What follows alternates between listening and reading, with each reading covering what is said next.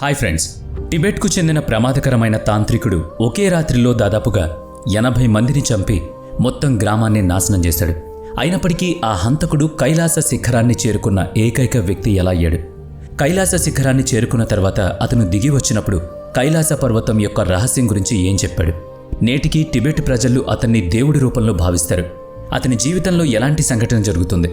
అతను భయంకరమైన తాంత్రికుడి నుంచి గౌరవమైన సాధువుగా ఎలా మారాడు? ఈ ప్రమాదకరమైన తాంత్రికుడి కథే మనం ఈరోజు తెలుసుకోబోతున్నాం. ఇది మిమ్మల్ని తప్పకుండా ఆలోచించేలా చేస్తుంది. ఎందుకంటే ఇది కైలాస పర్వతాన్ని విజయవంతంగా అధిరోహించిన ఏకైక వ్యక్తి మిలారెపా కథ. 11వ శతాబ్దంలో తోప్గా టిబెట్ దక్షిణ భాగంలో ఒక గ్రామంలో జన్మించాడు. తన్నే మనం ఇప్పుడు మిలారెపా అని పిలుస్తున్నాం. ఈ బాలుడు చాలా సంతోషంగా ఒక సంపన్నమైన కుటుంబంలో పెరిగాడు. అతని తండ్రి విజయవంతమైన భూస్వామి. అతని ఆస్తి, భూమి మరియు పశువులు గ్రామంలో ప్రతిష్టకు చిహ్నంగా ఉన్నాయి. మిలారెపా బాల్యం పూర్తిగా సుఖం మరియు ప్రేమతో నిండింది. అతని తల్లిదండ్రులకు ఏకైక కుమారుడు కావడంతో అతను అన్ని ఆనందాలను మరియు సౌకర్యాలను పొందాడు. అతనికి ఓ చెల్లెలు కూడా ఉంది. ఇక్కడి వరకు అంతా బాగానే ఉంది. మిలారెపాకు కేవలం 7 సంవత్సరాల వయసున్నప్పుడు అతని తండ్రి అకస్మాత్తుగా చనిపోయాడు. ఈ మరణం కుటుంబాన్ని ఆర్థికంగా మరియు మానసికంగా కుదిపేసింది. అతని చివరి రోజుల్లో అతని తండ్రి ఒక వీలునామా రాశాడు. దానిలో మిలారెపా పెరిగే వరకు అతని మామ మరియు అత్త కుటుంబాన్ని చూసుకుంటారని, ఆస్తిని నిర్వహిస్తారని పేర్కొనుంది. కుటుంబం ఎటువంటి ఇబ్బందులను ఎదుర్కోకూడదనే ఆశతో ఈ వీలునామా చేయబడింది.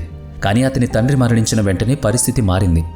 గతంలో మంచి సంబంధాలు ఉన్నట్లు నటించిన మామ, అత్త ఇప్పుడు పూర్తిగా మారిపోయారు. వాళ్ళు ఆస్తిని కాజేయడానికి మిలారెపా తల్లిని, పిల్లలను సేవకుల్లా పనిచేయించుకోవడం మొదలుపెట్టారు. అది కూడా బలవంతంగా. ఒకప్పుడు వాళ్లదిగా ఉన్న ఇంట్లోనే ఇప్పుడు వాళ్ళు బానిసలు. ఒకప్పుడు గౌరవప్రదమైన మహిళ అయిన మిలారెపా తల్లి ఇప్పుడు అవమానం మరియు బాధలను భరించాల్సి వస్తుంది. ఆమె మనస్సు ప్రతీకార భావంతో నిండిపోయింది. ఆమె తన ఆస్తిని తిరిగి పొందాలని చాలా ప్రయత్నాలు చేశారు. కానీ ప్రతిసారి విఫలమే. గ్రామ ప్రజలు ఈ అన్యాయాన్ని మౌనంగా చూస్తున్నారు. కానీ ఎవరూ సహాయం చేయడానికి ధైర్యం చేయలేదు. చివరికి ఆమె తల్లి ఓ కఠినమైన నిర్ణయం తీసుకుంది. మన ఆస్తిని తిరిగి పొందలేకపోతే మనల్ని నాశనం చేసిన వారిపై ప్రతీకారం తీర్చుకోవాలని ఆమె మిలారెపాతో చెప్పింది. ఈ మాటలు మరియు భావాలు మిలారెపా జీవితాన్నే మార్చేశాయి.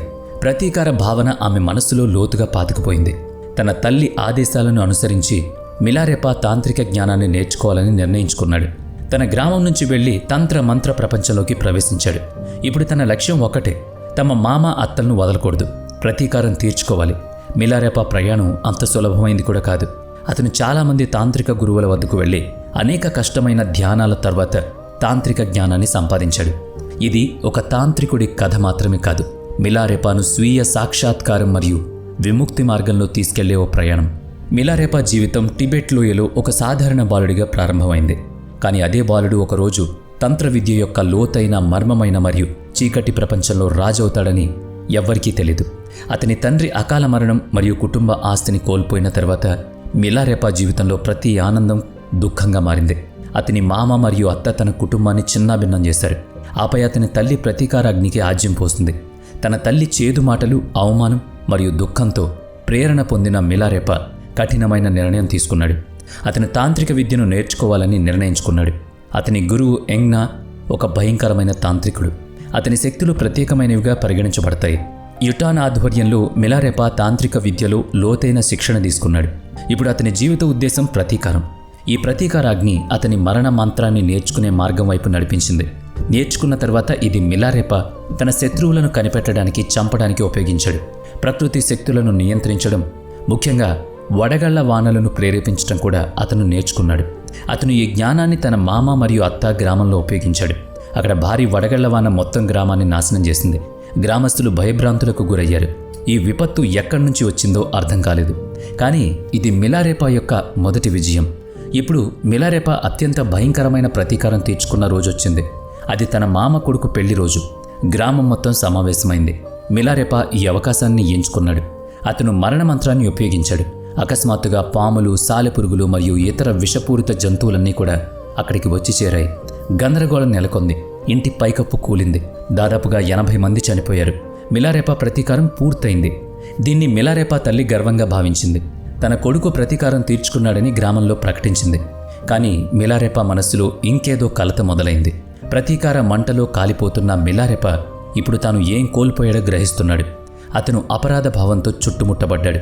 చాలామంది అమాయకులు చనిపోయారు. ప్రతీకారం నుంచి రావాల్సిన సంతృప్తి ఇప్పుడు భయంకరమైన పశ్చాత్తాపంగా మారింది. ఇక్కడి నుంచి మిలారెపా ఆధ్యాత్మిక ప్రయాణం ప్రారంభమైంది. మంత్రవిద్య మరియు తాంత్రిక శక్తులు తనకు శాంతిని ఇవ్వలేవని అతను గ్రహించాడు. ఇప్పుడు అతను ఆధ్యాత్మిక విముక్తి కోసం అన్వేషణ మొదలుపెట్టాడు. అదే సమయంలో అతను ఒక బౌద్ధ లామాను కలిశాడు. అతను తనను ఆధ్యాత్మిక జ్ఞానం వైపు నడిపించాడు. ఈ లామా అతన్ని గొప్ప బౌద్ధ గురువు మార్పా వద్దకు తీసుకువెళ్లాడు. ఇక్కడి నుంచి మిలారెపా పశ్చాత్తాపం మరియు జ్ఞానోదయం యొక్క ప్రయాణం మొదలైంది. తంత్ర విద్య మరియు చేతబడి ద్వారా తన శత్రువుల నుంచి ప్రతీకారం తీర్చుకున్న తర్వాత తీవ్ర పశ్చాత్తాపాన్ని అనుభవిస్తున్నప్పుడు మిలారెపా జీవిత ప్రయాణంలో ఒక ప్రధాన మలుపొచ్చింది. ఈ పద్ధతులు తనను విధ్వంసం మరియు దుఃఖం వైపు మాత్రమే నెట్టేస్తాయనుకున్నాడు. ఇప్పుడు అతని మనసులో ఆధ్యాత్మిక విముక్తి, శాంతి కావాలి. మిలారెపా అక్కడికి వెళ్ళిన తర్వాత చాలా మార్పు చెందాడు. అక్కడికి వెళ్ళిన వెంటనే మార్పాకు నమస్కరించి, నీ నుండి నాకు మత దీక్ష కావాలి. నేను అలాంటి ఒక వ్యవస్థ కోసం ఈ జీవితంలో నాకు జ్ఞానాన్నిచ్చి నా బంధాన్ని విచ్ఛిన్నం చేసే అటువంటి ఆచారం కోసం చూస్తున్నాను. నాకు మరుజన్మ అంటూ వద్దు. నా శరీరం, నా మనస్సు, నా వాక్కు అన్నీ నీకు అందిస్తాను. దయచేసి నాకు ఆహారం, బట్టలు మరియు జ్ఞానాన్ని సమర్పించమని వేడుకున్నాడు. కానీ వాస్తవానికి మీది కానిది ఇవ్వడం చాలా సులభం. నేను మీకు నా ఆత్మను ఇస్తున్నానని చెప్పడం చాలా సులభం. కానీ మీ వద్ద ఉన్నదాన్ని, మీ శరీరం, మీ మనస్సు మరియు మీ వాక్కును త్యజించడం చాలా పెద్ద అడుగు. మార్పా మిలారెపాను జాగ్రత్తగా గమనించి ఆపై ఇలా అన్నాడు, నువ్వు నాకు నీ శరీరం, మనస్సు మరియు వాక్కును ఇస్తున్నావు. బదులుగా నేను నీకు ఆహారం మరియు ఆశ్రయం ఇవ్వగలను.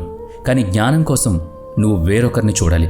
లేదా నేను నీకు జ్ఞానాన్ని ఇవ్వగలను, కానీ నువ్వు వేరే చోట నుంచి నీ ఆహారం మరియు ఆశ్రమం కోసం ఏర్పాటు చేసుకోవాలి. మిలారెపా వెంటనే, సరే, నాకు జ్ఞానం కావాలి. నా ఆహారం మరియు ఆశ్రమం కోసం నేను ఏర్పాట్లు చేసుకుంటానన్నాడు. దీని తర్వాత మిలారెపా ఏడాది పొడవునా ఆహారం కోసం భిక్షాటన చేశాడు. అతను చాలా దూరం నుంచి భిక్షాటన చేస్తూనే ఉన్నాడు. గోధుమలతో నిండిన బస్తాను సేకరించాడు. అతను ఒక సాంప్రదాయ రాగి పాత్రను కూడా తీసుకున్నాడు. ఒక బరువైన బస్తాతో మార్పా ఇంటికి తిరిగి వచ్చాడు. పొరపాటున బస్తా పడిపోయింది. పెద్ద శబ్దం వచ్చింది. ఇది మార్పాకు కోపం తెప్పించింది. మార్పా ఇలా అన్నాడు, నీ ప్రవర్తనను బట్టి నీ మామ ఇంటిలాగే ఇంటిని నాశనం చేస్తావనిపిస్తుంది. ఇప్పుడు ఇక్కడి నుంచి వెళ్ళిపో అన్నాడు.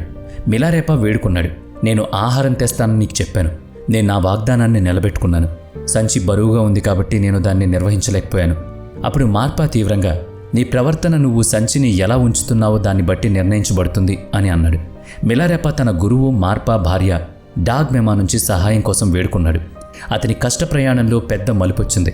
డాగ్ మెమా అతని పట్ల సానుభూతిని చూపి మార్పాతో, మీరు మిలారెపాకు ఎందుకు నేర్పించకూడదు? అతను మనకు బాగా సేవ చేస్తున్నాడు అని అంటుంది. మార్పా, నా కొడుకు కోసం 3 మూలల ఇల్లు కట్టిస్తే నేను తనకి అన్నీ నేర్పిస్తాను అని చెప్తాడు. మార్పా మొదట పనిని మిలారెపాకిచ్చాడు. అతను ఒక వృత్తాకార టవర్ను నిర్మించాల్సి వచ్చింది. ఎవరి సహాయం లేకుండా అతను ఈ పని ఒంటరిగా చేయాల్సి వచ్చింది. మిలారెపా ఈ పనిని పూర్తి భక్తితో చేశాడు. అతను కలపను కోసి రాళ్లను సేకరించి ఎవరి సహాయం లేకుండా టవర్ను నిర్మించడం మొదలుపెట్టాడు. చాలా నెలల కృషి తర్వాత టవర్ దాదాపుగా పూర్తయినప్పుడు మార్పా అకస్మాత్తుగా ఈ టవర్ను పడగొట్టి అన్ని రాళ్ళు మరియు కలప అవి ఎక్కడి నుంచి తెచ్చాయో అక్కడ తిరిగి ఉంచమని అన్నాడు. మొదటి పరీక్ష తర్వాత మార్పా అతనికి అర్ధచంద్రాకారపు టవర్ను నిర్మించే 2వ పన్నిచ్చాడు. మిలారెపా మళ్లీ ఆ పన్ని అంగీకరించి పూర్తిగా కష్టపడి నిర్మించాడు. కానీ ఈ టవర్ కూడా సిద్ధంగా ఉన్నప్పుడు మార్పా మళ్లీ దీన్ని కూడా పడగొట్టి అన్ని రాళ్లను తిరిగి అక్కడ ఉంచమని చెప్పాడు. 3వ పరీక్షలో మిలారెపాకు త్రిభుజాకార భవనం నిర్మించమని ఆదేశం వచ్చింది. ఈసారి కూడా అతను ఎటువంటి ఫిర్యాదు లేకుండా పనిచేశాడు. కానీ భవనం సిద్ధంగా ఉండబోతున్నప్పుడు మార్పా మళ్లీ అసంతృప్తి వ్యక్తం చేసి దాన్ని కూడా కూల్చేశాడు. అతని చేతులు మరియు కాళ్ళు బరువుగా ఉన్నాయి. వీపుపై గాయాలున్నాయి.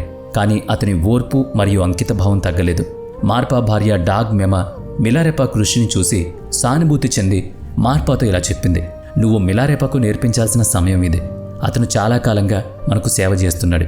ఇక మిలారెపా ఇప్పుడు పూర్తిగా శుద్ధి చేయబడ్డాడని మార్పా అంగీకరిస్తాడు. అతను మిలారెపాకు ఆధ్యాత్మిక బోధన ఇవ్వడం మొదలవుతుంది. మార్పా అతనికి మహాసముద్ర ధ్యానాన్ని నేర్పించాడు. అది ఆత్మ యొక్క లోతులను చేరుకోవడానికి ఉపయోగపడుతుంది. సాధన అత్యున్నత స్థాయికి చేరుకున్నప్పుడు మార్పా అతన్ని డాకీని సాధన చేయమని ఆదేశించాడు. ఈ సాధన సాధారణమైంది కాదు. దీనికి అధిక ఆధ్యాత్మిక శక్తి మరియు ఓపిక అవసరం. మార్పా మిలారెపాను చీకటి గదిలో బంధించి 3 రోజులు నిరంతరం జపించాల్సిన ప్రత్యేకమైన మంత్రాన్నిస్తాడు. చివరిగా 3వ రోజు డాకిని కనిపించి, మీ సాధన ఇప్పుడు దాదాపు పూర్తయిందని, కానీ మీ గురువుకు చివరి బోధన మిగిలి ఉందని మిలారెపాతో చెప్పింది. ఇది విన్న మిలారెపా గురువు మార్పాతో మాట్లాడతాడు. నేను పొందిన అన్ని బోధనలు మీకిచ్చాను, కానీ మీరు ఇప్పుడు మా గురు నరోపా వద్దకు వెళ్ళాలి అని బదులిచ్చాడు. మార్పా మరియు మిలారెపా భారతదేశానికి ప్రయాణించి గురు నరోపా వద్దకు చేరుకున్నారు. నరోపా మిలారెపాకు చివరి జ్ఞానోదయ స్థాయిగా పరిగణించబడే చివరి బోధన ఇచ్చాడు. నరోపా అతన్ని ఆశీర్వదించి మీ సాధన ఇప్పుడు పూర్తయింది అని చెప్పాడు. అందువలన మిలారెపా ప్రయాణం అతన్ని అత్యున్నత జ్ఞానోదయ స్థాయికి తీసుకువెళ్ళింది. ఇక మిలారెపా జీవితం అనేక రహస్యాలు మరియు అద్భుతమైన సంఘటనలతో నిండుంది. కానీ వీటిలో అత్యంత రహస్యమైన మరియు ప్రత్యేకమైన సంఘటన కైలాస పర్వతాన్ని అధిరోహించడం. కైలాస పర్వతం టిబెట్లో, అలాగే హిందూ, బౌద్ధ, జైన మరియు బోన్ మతాలకు అత్యంత పవిత్రమైనదిగా పరిగణించబడుతుంది. విశ్వకేంద్రమైన మరియు ఆధ్యాత్మిక రహస్యాల అద్భుతమైన చిహ్నమైన శివుని నివాసమది.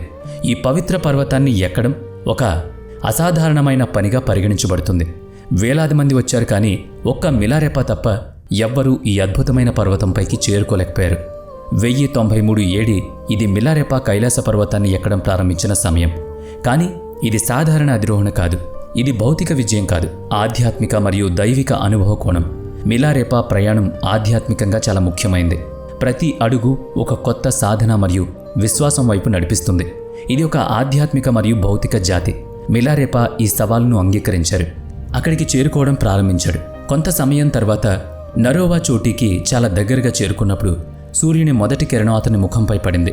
ఆ కిరణం చాలా తీవ్రంగా మరియు శక్తివంతంగా ఉండడంతో అతను వెనక్కి తగ్గాల్సి వచ్చింది. ఇంతలో మిలారెపా ఎటువంటి అంతరాయం లేకుండా తన ఆరోహణ కొనసాగించాడు. చివరికి అతను నరోవా కంటే ముందే ఆ చోటుకి చేరుకున్నాడు. ఇది భౌతిక విజయం మాత్రమే కాదు, ఇది మిలారెపా యొక్క ఆధ్యాత్మిక శక్తి మరియు దైవిక శక్తుల దర్శనం. ఇది నేటికీ ఒక రహస్యంగా ఉన్న అధిరోహణ. కైలాస శిఖరాన్ని చేరుకున్న తర్వాత మిలారెపా కొన్ని అద్భుతమైన మరియు తెలియని రహస్యాలను అనుభవించాడు. ఈ పర్వతం సాధారణ ప్రజల కోసం కాదని, ఏ సాధారణ వ్యక్తి కూడా ఇక్కడికి చేరుకోలేడని భావించాడు. కైలాసాన్ని ఎక్కడం శివుని గౌరవాన్ని ఉల్లంఘించడమే అవుతుంది. మిలారెపా చేసిన ఈ ఉపన్యాసం ఈ సందేశాన్నిచ్చింది. కైలాస పర్వతాన్ని ఎక్కడం వారి ఆత్మ లోతుల్లో ఉన్నత ఆధ్యాత్మిక సాధన సాధించిన వాళ్ళకే సాధ్యమవుతుందని చెప్పారు. ఒకరోజు మిలారెపాను ఒక వివాహానికి ఆహ్వానించారు. అతని స్వాగతం కోసం ఒక అందమైన సీటు సిద్ధం చేయబడింది. అదే వివాహంలో ఒక ధనవంతుడైన పండిట్ ఉన్నాడు. అతను మిలారెపా కోసం జరుగుతున్న సన్నాహాలు చూసి ఆశ్చర్యపోయాడు. మిలారెపా ఆ సీటుపై కూర్చున్న వెంటనే పండిట్ ఎగతాళిగా అన్నాడు, ఈ బిచ్చగాడికి చాలా సన్నాహాల, అతను నాకంటే పెద్ద పండితుడా అని అనుకుని పండిట్ మిలారెపా వద్దకు వెళ్ళి, నువ్వు చాలా జ్ఞానవంతుడివని నేను విన్నాను. ఈ పుస్తకాలు చదవడం ద్వారా నీ జ్ఞానాన్ని నిరూపించుకోవాలని నేను కోరుకుంటున్నాను అన్నాడు. మిలారెపా ప్రశాంత స్వరంతో బదులిచ్చాడు, ఈ ప్రాపంచిక పుస్తకాలు చదవడం ద్వారా నిజమైన జ్ఞానం లభించదు, కాబట్టి నేను ఇలా చెయ్యను. ఇది విన్న పండిట్ నవ్వుతూ, నువ్వు ఇలా చెబుతావని నాకు తెలుసు, నేను నిన్ను బయట పెట్టడానికి వచ్చాను అని అన్నాడు. అతను దురుసుగా మాట్లాడడం కొనసాగించాడు. దాన్ని చూసిన చుట్టుపక్కల ప్రజలు అతన్ని ఆపడం ప్రారంభించారు. కానీ పండిట్ మరింత కోపంతో ఊగిపోయాడు. పండిట్ మిలారెపాను ఎలాగైనా చంపాలని పథకం వేశాడు. అతను ఒక స్త్రీని ఆకర్షించి ఆమెకు విషం కలిపిన పెరుగిచ్చి ఆమె దీన్ని మిలారెపాకు తినిపించగలిగితే ఆమెకు వజ్రాల హారాన్ని ఇస్తానని ఆశ పెట్టాడు. స్త్రీ దురాశతో విషపూరిత పెరుగును మిలారెపాకు తెచ్చింది. మిలారెపా దాన్ని చూసిన వెంటనే అర్థం చేసుకున్నాడు. అతను నవ్వి, నేను ఈ పెరుగు తింటాను, కానీ ముందుగా ఆ వజ్రాల హారాన్ని తీసుకురండి, ఎందుకంటే ఆ వివాహ వాగ్దానం ఎప్పటికీ నెరవేరదు అన్నాడు. ఇది విన్న ఆ స్త్రీ భయపడి పండిట్ వద్దకు తిరిగి వచ్చి ప్రతీదీ చెప్పింది. పండితుడు ఆమెకు హారాన్నిచ్చి ఆమెను తిరిగి పంపాడు. మిలారెపా పెరుగును స్వీకరించాడు. విషపూరిత పెరుగు తిన్న వెంటనే ఆ స్త్రీ ఏడుస్తూ క్షమాపణలు కోరడం ప్రారంభించింది. కానీ మిలారెపా ఆమెను ఓదార్చాడు. చింతించకండి, నా సమయం ఆసన్నమైంది అని చెప్పాడు. ఇది విన్న ఆ స్త్రీ అతని శిష్యురాలిగా మారింది. దీని తర్వాత మిలారెపా తన శిష్యులను పిలిచి అతను త్వరలో తన శరీరాన్ని విడిచి వెళ్ళబోతున్నానని చెప్పాడు. శిష్యులు మాత్రమే కాదు, ఎంతోమంది అతని కోసం బాధపడ్డారు. ప్రియమైన శిష్యులారా, నా సమయం ఆసన్నమైంది. నేను ఈ భూమికి వచ్చిన ఉద్దేశాలు పూర్తి చేశాను. ఇప్పుడు నాకు ఏదీ అవసరం లేదు అని చెప్పి మిలారెపా శరీరాన్ని వదిలిపెట్టేశాడు.